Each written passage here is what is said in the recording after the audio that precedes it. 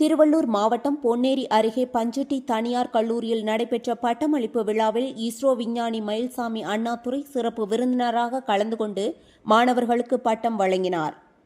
பின்னர் உரையாற்றிய அவர், செல்போனை தவறாக பயன்படுத்தினால் பாதிப்பு ஏற்படும் போல செயற்கை நுண்ணறிவையும் தவறாக பயன்படுத்தினால் மிகப்பெரிய விளைவுகள் ஏற்படும் என எச்சரித்தார். இந்தியாவுக்கு அனைத்து துறைகளிலும் பயிற்சி பெற்ற மனித வளம் தேவை என்றும் மாணவர்கள் தன்னம்பிக்கையுடன் கல்வியை தொடர வேண்டும் என்றும் அறிவுறுத்தினார். நிலவில் தண்ணீர் இருப்பதை கண்டறிந்ததும் செவ்வாய் பயணத்திலும் இந்தியா சாதனை படைத்துள்ளது என பெருமிதம் தெரிவித்த அவர், பொறுப்புள்ள குடிமக்களாக செயல்பட வேண்டியது அவசியம் என வலியுறுத்தினார். செய்தியாளர் ராஜா.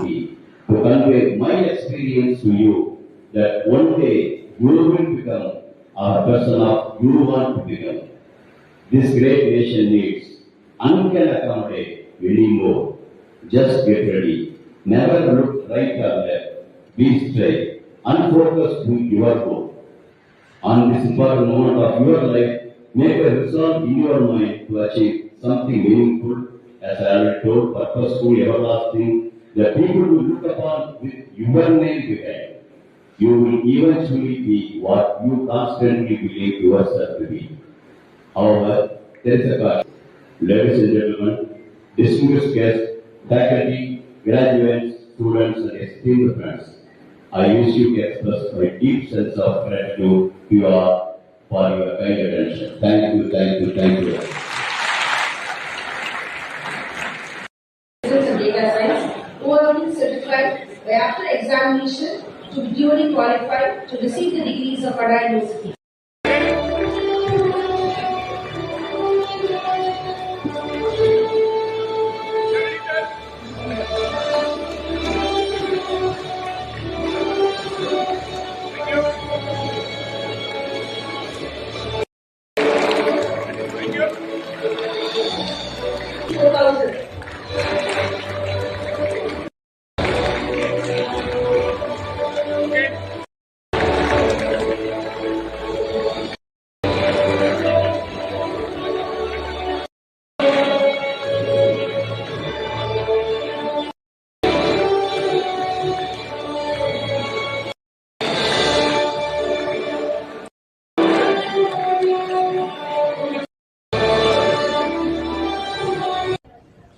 ஓகே, இன்றைக்கி வேலம்மாள் தொழில்நுட்ப கல்லூரியில் மாணவர்களுக்கு 16வது பட்டமளிப்பு விழா பேசுனது நாட்டு நடப்பு எப்படி இருக்குது, நாட்டில் அது முக்கியமாக இப்போ பார்த்திங்கன்னா தெரியும், கல்விங்கிறது முக்கியமான பயணமாக இருக்குது. அந்த பயணத்தில் ஒரு முக்கியமான கட்டத்தை அடைஞ்சிருக்கு. பட்டதாரி மாணவர்களுக்கு பட்டம் கொடுத்து பேசும்பொழுது இப்போ நிறைய வாய்ப்புகள் உருவாகுதுன்னு சொல்கிறோம். ஆனால் அந்த வாய்ப்புகளுக்கு பயன்படுத்திக்கணும்னா அதுக்கு தகுந்த மாதிரி திறன்களை வளர்த்துக்கொள்ள வேண்டிய அவசியம் இருக்குது.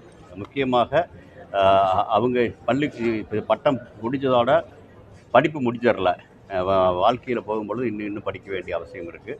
வாழ்நாள் முழுவதும் கல்விங்கிற நோக்கி உலகம் போயிட்டு இருக்கும் பொழுது அதை நமக்கு இந்த மைல்கல்ல அவங்க புரிஞ்சுட்டு போகணும் அப்படிங்கிற மாதிரி நம்ம சொல்ல முயற்சி பண்ணுறோம். அப்படி பண்ணும் பொழுது இந்த வாய்ப்புகளை சரியாக பயன்படுத்திக்க முடியும். அந்த வாய்ப்புகள் சரியாக பயன்படுத்திக்கிற அதே காலகட்டத்தில் போட்டிகளும் நிறையா அதிகமாக இருக்குது. அந்த போட்டிகளுக்கும் அவங்க தயார்படுத்த வேண்டிய அவசியம் இருக்குது. உலக அளவில் அதிகமான பொறியாளர்கள் உருவாக்கக்கூடியது இந்தியாவில் அதிகமான பொறியாளர்கள் இருக்கக்கூடிய தமிழகம். கிட்டத்தட்ட ஒரு வருஷத்தில் அமெரிக்காவில் உருவாக்குதோ அதை தமிழகம் மட்டுமே உருவாக்குது.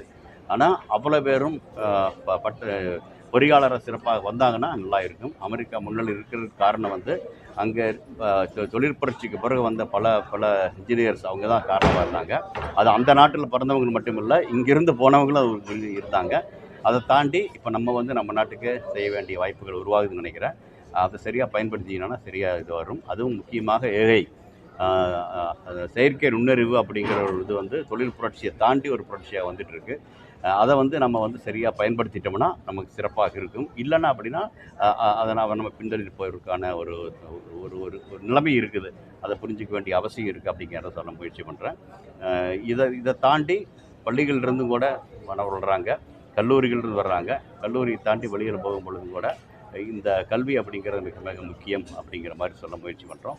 முக்கியமாக இந்த காலகட்டத்தில் மாணவர்கள் ஒரு சிறந்த ஒரு பொறியாளராக வருவதை தாண்டி ஒரு நாட்டிற்கான சிறந்த குடிமகனாக, பொறுப்புள்ள குடிமகனாக வருவதற்கான தேவை நோக்கி இருக்குதுன்னு நினைக்கிறேன். அதை கண்டிப்பாக கல்லூரி மாணவர்கள் புரிஞ்சுக்கணும், பட்டதாரி மாணவர்களை புரிஞ்சுக்கணும் அப்படிங்கிற வகையில் அதை சொன்ன முயற்சி பண்ணோம். அதாவது ஒரு காலத்தில் பார்த்தீங்கன்னா மனிதன் அவனுக்கான வேலையை அவன் தான் செய்யணும், அவன் தான் நடக்கணும், அவன் தான் தண்ணி இறைக்கணும் அப்படின்னு பலதும் இருந்துச்சு. பேசுறது கூட எவ்வளோ சத்தமாக பேசும் அந்த அளவுக்கு தான் போய் சேரும்.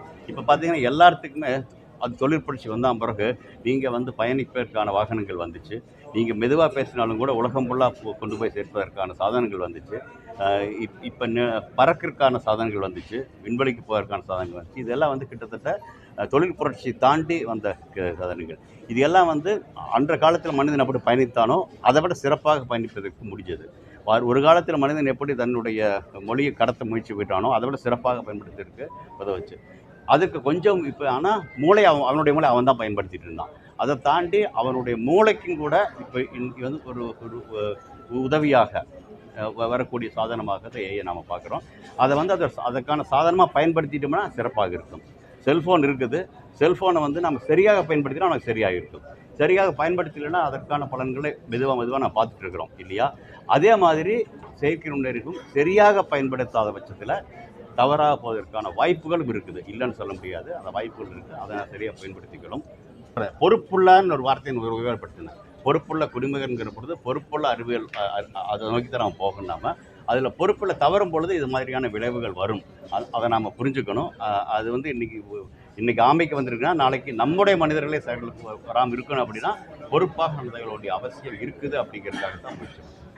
அரசாங்கம் தனியாக இல்லைங்க, நம்ம தான் அரசாங்கத்தை உருவாக்குறோம். ஒவ்வொரு தனி மனிதனுக்கும் அது தேவை அப்படிங்கிறத நம்ம சொல்கிறோம். ஏன்னா ஒவ்வொரு தனி மனிதனும் அவனுக்காக புரிஞ்சுக்கணும். மகாத்மா காந்தி சொன்னார், மாற்றம் என்பது அவங்க தன்னிடமிருந்து ஆரம்பிக்கணும் அப்படிங்கிறது. அது மாதிரி இந்த பொறுப்பு அப்படிங்கிறது அவங்ககிட்ட இருந்து வர வேண்டிய அவசியம் இருக்கு. தப்பான கருத்து. ஏன்னா உலக நாடுகள் எல்லாமே சேர்ந்து நிலவு நேர் கண்டுபிடிக்க முடியாத பொழுது முதல்ல கண்டுபிடிச்சவங்க நாங்கள். உலகத்தில் எந்த நாடுமே முதல் முறையாக செவ்வாய்க்கு போகாம பொழுது முதல் முறையாக ஜெயிச்சவங்க நாங்கள். ஆக அதை தாண்டி சில தவறுகள் நடக்கலாமா, தவறுகள் நடக்காமல் இருக்குன்னா திரும்ப சொல்கிறேன், பொறுப்பாக நடந்து கொள்ள வேண்டும். பொறுப்பு அப்படிங்கிறத அந்த மாநாட்டில் சரியாக நடக்காதனாலதான், சிலரால் நடக்காதனால தான் இருந்துச்சு வழியா, வேற எதுவும் இல்லை. பொறுப்பாக நடந்திருந்தால் உலகத்துக்கே காமிக்கும்படியாக அந்த மாநாடு அது மாறி இருக்கு.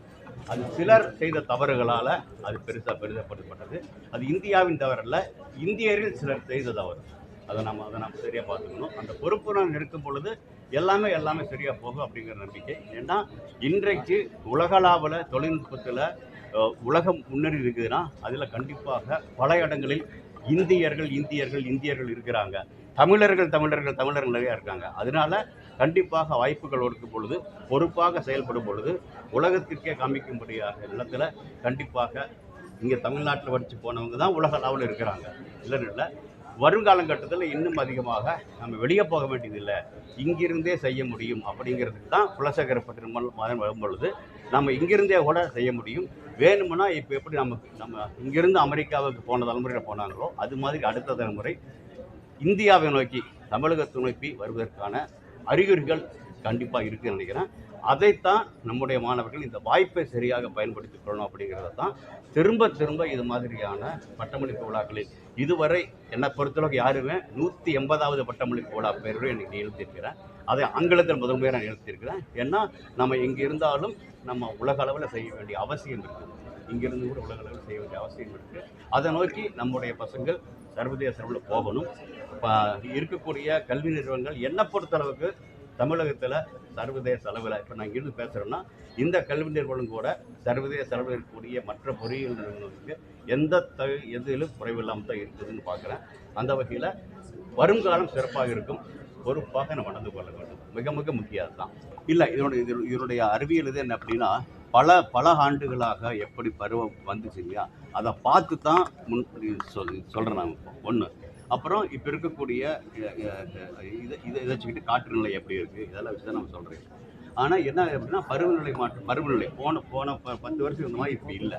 அதனால் அதை வச்சு நாங்கள் இப்படி சொல்லும் பொழுது அந்த தரவுகள் தப்பாக போவதற்கான வாய்ப்புகள் இருக்குது. அதற்காக புதிய கட்ட ஆராய்ச்சிகளை பண்ண வேண்டிய அவசியம் இருக்குது. ஏன்னா முன்கூட்டியான சொல்கிறேன் அப்படின்னா, இதுவரைக்கும் இது மாதிரியான தட்பவெப்பம், இது மாதிரியான காற்றுது, இந்த இடத்துல ஈரப்பதம் எப்படிலாம் இருந்துச்சுன்னா இங்கே மழை வரும் அப்படிங்கிற மாதிரி ஒரு காலத்தில் முன்கூட்டி சொல்ல முடிஞ்சது. ஆனால் இப்போ என்ன அப்படின்னா அது மாதிரி இல்லை, நீண்ட காலத்துக்கு சொல்வதற்கான வாய்ப்புகள் வந்துருக்குது. ஆனால் இன்னைக்கு இந்த இடத்துல மழை வருமா வராதா அப்படிங்கிறது ஒரு 6 மணி நேரத்துக்கு மேலே சொல்வதற்கான வாய்ப்புகள் கண்டிப்பாக இருக்குது, அது இல்லைன்னு. ஆனால் ஒரு 6 மாதத்துக்கு முன்னால் சொல்கிறது ஒரு காலத்தில் சொல்ல முடியாது, அது மாதிரி இப்போ சொல்ல முடியாத நிலைக்கு போகிறது காரணம் எல்லாம் மாற்றங்கள் வந்தது தான், மற்றபடி இல்லை.